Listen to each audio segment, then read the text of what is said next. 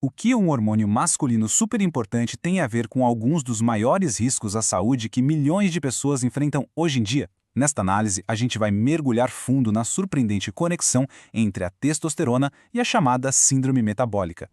Pensa comigo. Gordura na barriga, pressão alta, açúcar no sangue lá em cima. Parecem problemas de saúde separados, não é mesmo? Mas, e se eles forem, na verdade, peças de um mesmo quebra-cabeça bem complexo? A resposta para isso pode surpreender, porque ela aponta para uma condição muito maior.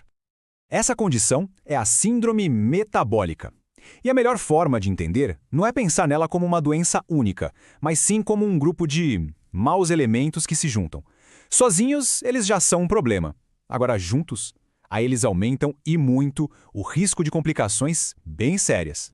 Então, o que é exatamente essa tal de síndrome metabólica? Olha, uma boa analogia é pensar nela como um boletim de saúde com várias notas vermelhas bem preocupantes. É um conjunto de fatores de risco que, quando se combinam, acendem um verdadeiro alerta para o desenvolvimento de problemas cardíacos e diabetes tipo 2. E como os médicos fazem o diagnóstico? Bom, o critério principal, o ponto de partida que é obrigatório, é a obesidade central, medida pela circunferência da cintura. A partir daí, basta ter mais 2 itens dessa lista para fechar o diagnóstico: triglicerídeos altos, o colesterol bom, o HDL baixo, pressão alta ou açúcar elevado no sangue. Mas a história não para por aí, não. Existe um ator que muitas vezes é esquecido nesse drama todo do metabolismo: os hormônios. E um deles, em particular, parece ter um papel central em toda essa confusão. Vamos falar da testosterona. E olha, a conexão é realmente impressionante. Ter testosterona baixa não é um problema isolado. Veja só como ela se encaixa perfeitamente com o que a gente acabou de falar.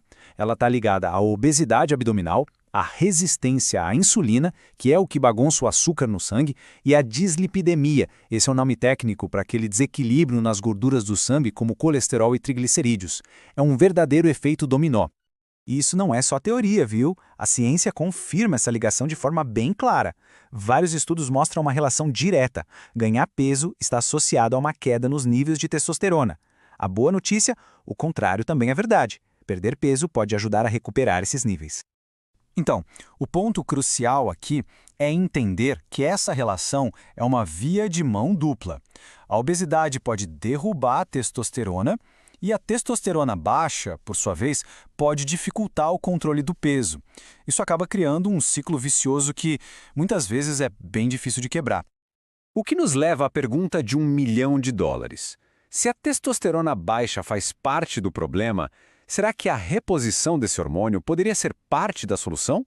Ou seja, será que a terapia de reposição de testosterona, a famosa TRT, poderia ser uma arma contra a síndrome metabólica? Para encontrar essa resposta, os pesquisadores foram bem ambiciosos. Eles fizeram uma meta-análise, que é basicamente um super estudo que combina os resultados de várias pesquisas diferentes. E o mais importante, eles focaram apenas em homens que tinham síndrome metabólica, mas ainda sem diabetes diagnosticado, para tentar isolar o efeito real da TRT. A ideia era ter uma resposta pura, sem outras interferências. E quando eu digo que o processo foi rigoroso, não é brincadeira. Olha só isso aqui. Eles começaram com 718 estudos. Depois de uma filtragem super minuciosa, só 2 sobreviveram. 2! Isso mostra o quão focado e específica era a pergunta que eles queriam responder, garantindo assim uma altíssima qualidade dos dados. Ok, vamos mergulhar nos resultados. Depois de todo esse filtro, de toda essa análise, o que os dados realmente mostraram sobre o efeito da reposição de testosterona? E os resultados foram surpreendentemente claros. A terapia mostrou um impacto positivo, real, em 2 componentes-chave da síndrome metabólica. E não foi por acaso, não. A melhora foi o que a gente chama de estatisticamente significativa. O primeiro grande resultado, a circunferência da cintura. A terapia levou a uma redução média de um pouco mais de 0,4 centímetros. Pode até parecer pouco, né? Mas quando a gente fala de saúde em larga escala, essa pequena mudança é, na verdade, um efeito bem notável. E como a gente sabe que isso é real? Graças a este tipo de gráfico, que se chama Forest Plot. Pensa nessa linha vertical no meio como o ponto zero, ou seja, nenhum efeito. Cada estudo é uma linha, e o losango, no final, é a média de tudo. Como esse losango está completamente à esquerda do zero, isso nos diz com confiança que o efeito é real e não fruto do acaso. O segundo grande achado foi nos níveis de triglicerídeos. A análise mostrou uma redução média de 0,243 milimoles por litro. É outro indicador metabólico super importante que se moveu na direção certa. E a história se repete aqui para os triglicerídeos. O gráfico de Floresta mostra exatamente o mesmo padrão. O losango está à esquerda, confirmando uma redução significativa e validando mais uma vez o efeito da terapia. Agora, para ter uma visão completa, é super importante notar o que não mudou de forma significativa. A glicose em jejum e o colesterol total tiveram pequenas reduções e o colesterol HDL um pequeno aumento, mas essas mudanças não foram estatisticamente relevantes. A ciência também é sobre saber o que não funciona. Então, tá. O que tudo isso significa na prática? Vamos colocar esses resultados em um contexto mais amplo, discutindo os mecanismos por trás deles, os riscos envolvidos e, claro, o que o futuro da pesquisa nos reserva. Mas como a testosterona consegue fazer tudo isso? Ela parece funcionar como um verdadeiro maestro para o nosso metabolismo. Atua em várias frentes ao mesmo tempo. Diz ao corpo para armazenar menos gordura, ajuda o fígado a processar melhor os lipídios, torna os músculos mais sensíveis à insulina e até melhora a saúde dos vasos sanguíneos. É uma otimização completa do sistema.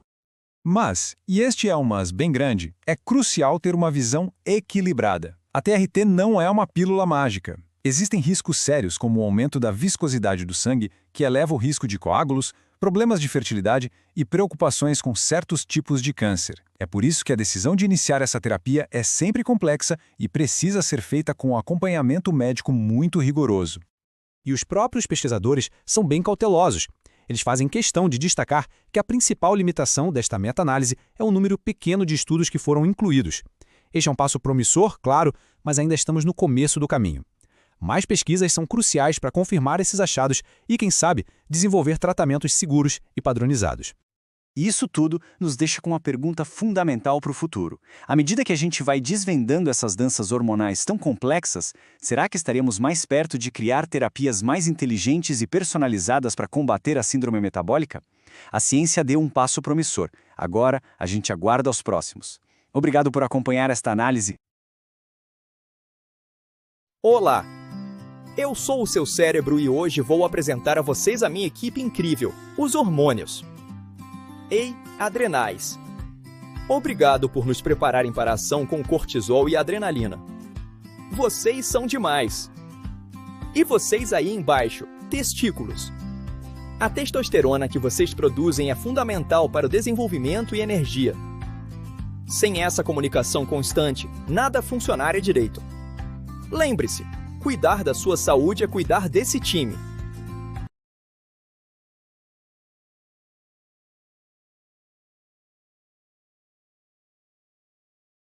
Olá, bem-vindos! Hoje a gente vai mergulhar fundo numa descoberta que tá, sabe, virando de cabeça para baixo que a gente sabe sobre algumas das doenças ginecológicas mais comuns. Condições que pareciam não ter nada a ver uma com a outra, pois elas podem ter uma única causa raiz, uma coisa surpreendente e bem oculta, a tal da resistência à progesterona. Então, fica a pergunta, né? O que é que endometriose, miomas uterinos e até a síndrome dos ovários policísticos poderiam ter em comum? Olhando assim por cima, parecem problemas completamente diferentes, cada um no seu quadrado. Mas a resposta pode estar num desequilíbrio hormonal bem sutil, mas super poderoso, que acaba conectando todos eles. Para a gente entender o problema, primeiro a gente precisa entender como o sistema funciona quando está tudo certo, tudo em equilíbrio. O ciclo menstrual é como se fosse uma orquestra, sabe? E ela é regida por dois protagonistas hormonais, o estrogênio e a progesterona. E esse gráfico aqui mostra bem essa dança hormonal. Na primeira metade do ciclo, o estrogênio sobe, preparando o revestimento do útero. Aí, depois da ovulação, na segunda metade, a progesterona assume o comando e finaliza essa preparação. É um ritmo muito preciso, fundamental mesmo. E essa ilustração aqui é ótima para entender o papel de cada um.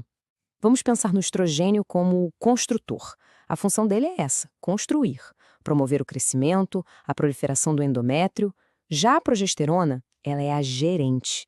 Ela chega para organizar, direcionar e, o que é crucial, limitar esse crescimento, amadurecendo o tecido e deixando tudo pronto para uma possível gravidez. Tá, mas E o que acontece quando a gerente dá as ordens, mas simplesmente ninguém na equipe obedece? É exatamente aqui que a gente entra no coração do nosso problema. A resistência à progesterona é exatamente isso que o nome diz: uma falha de comunicação. As células do útero ficam meio surdas para as ordens da progesterona. A gerente está lá, falando, mas os receptores nas células, não estão nem aí. E isso quebra o sistema inteiro. E qual o ponto crucial aqui? Sem a progesterona para botar um freio e organizar tudo, o construtor, o estrogênio, continua trabalhando sem parar, trabalhando demais. E isso cria um estado que a gente chama de dominância estrogênica, onde o crescimento fica descontrolado. É aqui que a história fica realmente fascinante. Esse único problema de comunicação hormonal pode se manifestar de jeitos muito diferentes, dependendo de onde e como ele acontece. E isso dá origem a um espectro de doenças que, à primeira vista, parecem distintas. Vamos ver como isso funciona na prática. Nosso primeiro estudo de caso, endometriose. Bom, a endometriose é definida pela presença de um tecido que é muito parecido com o endométrio, só que fora da cavidade uterina. É uma condição conhecida por ser bem dolorosa e uma das principais causas de infertilidade. Então, na endometriose, a resistência à progesterona acaba criando um ciclo vicioso, sabe? O crescimento que é estimulado pelo estrogênio continua sem nenhum freio. E para piorar tudo, a inflamação que a própria doença causa torna as células ainda mais surdas à progesterona. Vira uma bola de neve. Agora, vamos para o nosso próximo exemplo para ver como essa resistência se manifesta de outro jeito, nos miomas uterinos. Miomas são tumores benignos super comuns, que crescem ali na parede muscular do útero, o miomêntrio. E aqui, a história dá uma virada bem interessante. Nos miomas, a progesterona não só falha em controlar o crescimento, ela, na verdade, estimula esse crescimento ativamente. É um paradoxo. Ela age de uma forma inesperada, promovendo o crescimento do tumor e o acúmulo da matriz que forma ele. Mas por que isso acontece? Por que as células ficam resistentes? As pesquisas mais recentes nos deram pistas cruciais, lá no nível do DNA, revelando que mutações genéticas específicas podem ser a causa fundamental de tudo isso. Olha só, este número é impressionante. As fontes mostram que aproximadamente 70% de todos os miomas uterinos carregam mutações num gene específico, chamado MID12. Isso é uma ligação genética absurdamente forte e específica para essa doença. E o padrão continua. Na adenomiose, que é quando o tecido endometrial cresce dentro da parede do útero, quase 37% dos casos mostram mutações no gene KRAS. E o mais importante, essa mutação está diretamente ligada ao silenciamento dos receptores de progesterona, ou seja, a causa raiz da resistência ao estrogênio. Esse slide aqui junta todas as peças do quebra-cabeça. A gente vê a endometriose, a adenomiose, os miomas e até a hiperplasia endometrial. Todas elas têm características clínicas diferentes, mas compartilham um padrão de mutações num conjunto parecido de gene-chave, como o CRAS, o PICA3CA e o MED12. É o fio condutor genético que está conectando todas essas doenças. Então tá, qual é a importância disso tudo? Por que entender isso é tão revolucionário? É porque entender a causa raiz, em vez de só os sintomas, abre portas para diagnósticos muito mais precisos e, o mais importante, para tratamentos que podem ser muito mais eficazes. Essa nova perspectiva ajuda a gente a explicar umas questões clínicas bem importantes. Explica por que algumas terapias hormonais simplesmente não funcionam, porque a endometriose volta tantas vezes, e também ajuda a gente a entender a ligação entre a SOP, a resistência à progesterona e o risco aumentado de certos tipos de câncer. Como os próprios autores da nossa fonte principal dizem, existe uma necessidade crítica de desenvolver terapias mais eficazes que visem os mecanismos biologicamente importantes que sustentam a fisiopatologia dessa doença. A chave é essa, atacar a causa, e não só ficar apagando o incêndio dos sintomas. E isso nos leva, claro, ao futuro do tratamento. O objetivo final é a medicina personalizada. Imagina só, poder analisar o perfil genético e hormonal de uma pessoa para prescrever um tratamento direcionado, que funcione para a biologia específica daquela pessoa, em vez daquela abordagem de tamanho único que nem sempre funciona. E isso nos deixa com uma pergunta bem poderosa para refletir. Se foi possível finalmente decifrar e tratar a resistência à progesterona lá na sua raiz, será que não estaríamos tratando só uma doença isolada, mas potencialmente toda uma classe de condições debilitantes de uma vez só? O futuro da saúde da mulher pode muito bem depender dessa resposta.